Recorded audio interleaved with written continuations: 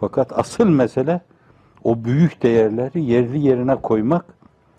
Onlar şunun bunun onları sarsmasına meydan vermemek. Bu açıdan himmetler o noktada teksif edilmeli. Yani mesele sadece bir tefekkür, bir şefkat deyip böyle işte o hissi yaşamak, o heyecanı yaşamak bir yönüyle belki ızdıraplı bir hayat yaşamak. Onlar da realce edilebiliyorsa hafife alınacak şeyler değil. Onlar olmadan öbürü olmaz. Fakat düşündüğümüz o şeyleri, o projeleri bence realize etmeye bakmamız lazım. Herkes her şeyini o istikamete değerlendirmeli. Yani iyi bir sesim varsa ben, bu sesle ne yapmalıyım ki ben? Yani insanların içinde Efendimiz'e karşı bir heyecan uyarmalıyım.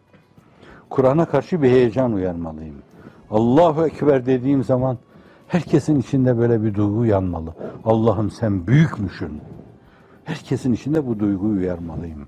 O sesini öyle kullanmalı. Gırtlak ağası gırtlağını öyle kullanmalı. Gönül ağası gönlünü öyle kullanmalı. Kalem ağası kalemini öyle kullanmalı. Hatta yani insanların bazılarının görünüşleri filan böyle idaru yezkirallah. Onlar da o tavırlarını, o görüntülerini, o samimiyetlerini o istikamette kullanmalı ve üzerinde yoğunlaşılması gerekli olan şey üzerinde yoğunlaşılmalı. Birinci mesele üzerinde insanlar yoğunlaşmalı.